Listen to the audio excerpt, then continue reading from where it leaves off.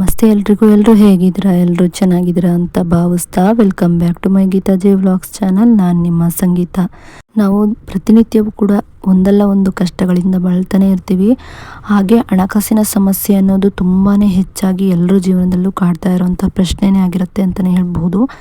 ಹಾಗಿದ್ರೆ ಆ ಒಂದು ಹಣಕಾಸಿನ ಸಮಸ್ಯೆಗಳನ್ನು ಬಗೆಹರಿಸ್ಕೊಂಡು ಹಣದ ಹರಿವನ್ನು ಹೇಗೆ ಹೆಚ್ಚು ಮಾಡ್ಕೊಬೇಕು, ಹಾಗೆ ಯಾವುದೇ ರೀತಿಯ ಸಮಸ್ಯೆಗಳಿದ್ರೂ ಕೂಡ ಆ ಸಮಸ್ಯೆಗಳಿಂದ ಹೊರಬರೋದಕ್ಕೆ ಈ ಒಂದು ಮಂತ್ರ ಸಹಾಯ ಮಾಡುತ್ತೆ ಅಂತಲೇ ಹೇಳಿದ್ರು ತಪ್ಪಾಗೋದಿಲ್ಲ.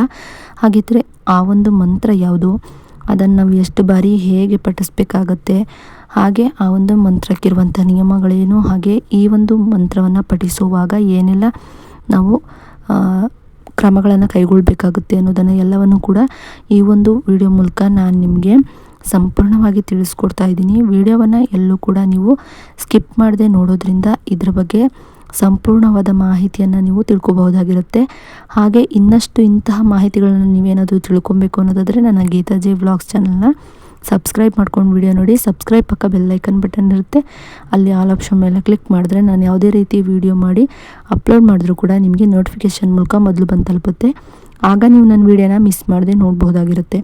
ಇನ್ನು ವಾರಾಹಿ ತಾಯಿಯನ್ನು ನಾವು ಪ್ರತಿನಿತ್ಯವೂ ಕೂಡ ವಾರಾಹಿ ತಾಯಿಯನ್ನು ಕಾಶಿಯಲ್ಲಿ ಹಾಗೆ ನೇಪಾಳದಲ್ಲಿ ತುಂಬಾ ಹೆಚ್ಚಾಗಿ ಆರಾಧನೆ ಮಾಡೋದನ್ನು ನಾವು ನೋಡಬಹುದಾಗಿರುತ್ತೆ. ಯಾಕಂದರೆ ವಾರಾಹಿ ತಾಯಿ ತುಂಬಾ ಪವರ್ಫುಲ್ ಆದಂತಹ ದೇವರಾಗಿರೋದ್ರಿಂದ ನಾವು ಏನನ್ನೇ ಬೇಡಿದ್ರೂ ಕೂಡ ತಾಯಿ ಕರುಣಿಸ್ತಾರೆ ಅನ್ನೋ ನಂಬಿಕೆ ತುಂಬಾ ಹೆಚ್ಚಾಗಿರೋದ್ರಿಂದ ಅಲ್ಲಿ ವಾರಾಹಿ ತಾಯಿಯನ್ನು ಆರಾಧನೆ ಮಾಡ್ತಾರೆ ಅಂತಲೇ ಹೇಳಬಹುದು.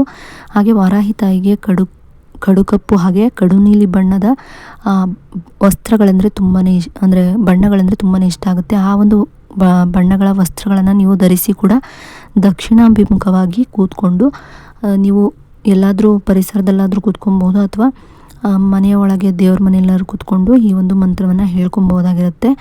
ವಾರಾಹಿ ತಾಯಿ ಹೆಚ್ಚಾಗಿ ರಾತ್ರಿ ಸಮಯದಲ್ಲಿ ಭೂಲೋಕದಲ್ಲಿ ಸಂಚಾರ ಮಾಡೋದ್ರಿಂದ ರಾತ್ರಿ 2 ಗಂಟೆ ಸರಿಯಾಗಿ 2 ಗಂಟೆ ಸಮಯದಲ್ಲಿ ನೀವು ವ್ರತಗಳನ್ನಾಗಲಿ ಅಥವಾ ಪೂಜೆಯನ್ನಾಗಲಿ ಮಂತ್ರ ಪಠಣೆಯನ್ನಾಗಲಿ ಮಾಡೋದ್ರಿಂದ ಕೂಡ ವಾರಾಹಿ ತಾಯಿಯ ಅನುಗ್ರಹ ತುಂಬಾ ಬೇಗನೆ ಆಗುತ್ತೆ ಅಂತಲೇ ಹೇಳಬಹುದು. ಇಲ್ಲ ನಮಗೆ ಮಧ್ಯರಾತ್ರಿಯಲ್ಲೆಲ್ಲ ಮಾಡೋದಕ್ಕಾಗೋದಿಲ್ಲ ಅನ್ನೋರು ಬ್ರಾಹ್ಮಿ ಮುಹೂರ್ತದಲ್ಲಾದರೂ ಮಾಡಿ, ಅಥವಾ ಸಂಜೆ ಗೋಧೂಳಿ ಲಗ್ನದ ನಂತರ ಅಂದರೆ ದೇವ್ರ ಮನೆಯಲ್ಲಿ ದೀಪ ಹತ್ತಿರ ಸಂಜೆ ಟೈಮಲ್ಲಿ ಆ ಒಂದು ಟೈಮಲ್ಲಾದರೂ ಕೂಡ ನೀವು ಹೇಳ್ಕೊಬೋದು. ಇಲ್ಲಾಂದರೆ ನಾವು ಪ್ರಯಾಣ ಮಾಡ್ತಿದ್ದೀವಿ, ನಾವು ಹೊರಗಡೆ ಬೇರೆ ಕಡೆ ಎಲ್ಲಾದರೂ ಟ್ರಾವೆಲ್ ಮಾಡ್ತಾಯಿದ್ದೀವಿ ಅನ್ನೋರು ಕೂಡ ಟ್ರಾವೆಲ್ ಮಾಡ್ತಾ ಹೇಳ್ಕೊಬೋದು. ಆದರೆ ಇದಕ್ಕಿರುವಂಥ ನಿಯಮ ಏನು ಅಂದರೆ ನಾನ್ ವೆಜ್ಜನ್ನು ತಿಂದು ಪಠಿಸ್ಬಾರ್ದು ಅಷ್ಟೇ. ಅಥವಾ ಹೆಣ್ಮಕ್ಳು ಏನಾದರೂ ಮುಟ್ಟಾದಂಥ ಸಮಯದಲ್ಲಿ ನೀವು ಆ ಒಂದು 5 ದಿನಗಳ ಕಾಲ ಸ್ಕಿಪ್ ಮಾಡಬೇಕಾಗತ್ತೆ. ನಂತರದ ದಿನಗಳಲ್ಲಿ ಈ ವಾರಾಹಿ ತಾಯಿಯ ಮಂತ್ರವನ್ನು ಪಠಿಸ್ಬಹುದಾಗಿರುತ್ತೆ. ಇನ್ನು ವಾರಾಹಿ ತಾಯಿಯ ಮಂತ್ರವನ್ನು 108 ಬಾರಿ ಪಠಿಸೋದ್ರಿಂದ ಅಥವಾ ಬರೆಯೋದ್ರಿಂದ 2ರಿಂದನೂ ಕೂಡ ಸಮನಾದ ಫಲಗಳನ್ನು ನಾವು ಪಡ್ಕೋಬಹುದಾಗಿರುತ್ತೆ. ನಿಮಗೆ ಯಾವುದು ಅನುಕೂಲ ಅನಿಸುತ್ತೆ ಆ ಒಂದು ಅಂದರೆ ಬರೆಯೋದಾಗಲಿ ಅಥವಾ ಪಠಿಸೋದಾಗಲಿ ಯಾವುದು ಅನುಕೂಲ ಅನಿಸುತ್ತೆ ಅದನ್ನು ಮಾಡಿ ಅಂತಲೇ ಹೇಳ್ಬೋದು. ಇನ್ನು ವಾರಾಹಿ ತಾಯಿಯ ಮಂತ್ರವನ್ನು ಪ್ರತಿನಿತ್ಯವೂ ಕೂಡ ಬಿಡದೆ ನಾವು ಹೇಳಬೇಕಾಗುತ್ತೆ. ನಿಮ್ಮ ಕೆಲಸಗಳು ಆಗೋವರೆಗೂ ಹೇಳ್ತಾ ಬನ್ನಿ ಅಂತಲೇ ಹೇಳಬಹುದು. ಇನ್ನು ಈ ಒಂದು ವಾರಾಹಿ ತಾಯಿಯ ಮಂತ್ರವನ್ನು 108 ಬಾರಿನಾದರೂ ಹೇಳ್ಬೋದು, ಅಥವಾ 9 ಬಾರಿ 11 ಬಾರಿ ನಂತರ ನೀವು ಪಠಿಸಬಹುದಾಗಿರುತ್ತೆ. ಇನ್ನು ಆ ವಾರಾಹಿ ತಾಯಿಯ ಮಂತ್ರ ಯಾವುದು ಅನ್ನೋದಾದರೆ ಓಂ ಐಂ ಹ್ರೀಂ ಶ್ರೀಂ ಶ್ರೀ ಜಗಜ್ಜನನ್ಯೇ ನಮಃ. ಓಂ ಐಂ ಹ್ರೀಂ ಶ್ರೀಂ ಶ್ರೀ ಜಗಜ್ಜನನ್ಯೇ ನಮಃ. ಓಂ ಐಂ ಹ್ರೀಂ ಶ್ರೀಂ ಶ್ರೀ ಜಗಜ್ಜನನ್ಯೇ ನಮಃ. ಓಂ ಐಂ ಹ್ರೀಂ ಶ್ರೀಂ ಶ್ರೀ ಜಗಜ್ಜನನ್ಯೇ ನಮಃ. ಓಂ ಐಂ ಹ್ರೀಂ ಶ್ರೀಂ ಶ್ರೀ ಜಗಜ್ಜನನ್ಯೇ ನಮಃ. ಓಂ ಐಂ ಹ್ರೀಂ ಶ್ರೀಂ ಶ್ರೀ ಜಗಜ್ಜನನ್ಯೇ ನಮಃ. ಓಂ ಐಂ ಹ್ರೀಂ ಶ್ರೀಂ ಶ್ರೀ ಜಗಜ್ಜನನ್ಯೇ ನಮಃ. ಓಂ ಐಂ ಹ್ರೀಂ ಶ್ರೀಂ ಶ್ರೀ ಜಗಜ್ಜನನ್ಯೇ ನಮಃ. ಓಂ ಐಂ ಹ್ರೀಂ ಶ್ರೀಂ ಶ್ರೀ ಜಗಜ್ಜನನ್ಯೇ ನಮಃ. ಓಂ ಐಂ ಹ್ರೀಂ ಶ್ರೀಂ ಶ್ರೀ ಜಗಜ್ಜನನ್ಯೇ ನಮಃ. ಓಂ ಐಂ ಹ್ರೀಂ ಶ್ರೀಂ ಶ್ರೀ ಜಗಜ್ಜನನ್ಯೇ ನಮಃ.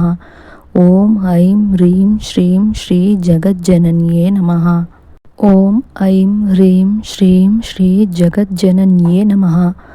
ಓಂ ಐಂ ಹ್ರೀಂ ಶ್ರೀಂ ಶ್ರೀ ಜಗಜ್ಜನನ್ಯೇ ನಮಃ. ಈ ರೀತಿಯಾಗಿ ನೀವು ಪ್ರತಿನಿತ್ಯವೂ ಕೂಡ ಪಠಿಸ್ತಾ ಬರೋದ್ರಿಂದ ನಿಮ್ಮ ಯಾವುದೇ ರೀತಿಯ ಹಣಕಾಸಿನ ಸಮಸ್ಯೆಗಳಿದ್ರೂ ಕೂಡ ದೂರ ಆಗುತ್ತೆ ಅಂತ ಹೇಳ್ತಾ ಈ ಒಂದು ವಿಡಿಯೋ ಇಷ್ಟ ಆದರೆ ಲೈಕ್ ಮಾಡಿ, ಶೇರ್ ಮಾಡಿ, ವಿಡಿಯೋ ಯಾರಿಗೆ ಅವಶ್ಯಕತೆ ಇದೆ ಅವರಿಗೆ ಶೇರ್ ಮಾಡಿ ಅಂತ ಹೇಳ್ತಾ ವಿಡಿಯೋ ನೋಡಿದ್ದಕ್ಕಾಗಿ ಥ್ಯಾಂಕ್ ಯು ಫಾರ್ ವಾಚಿಂಗ್.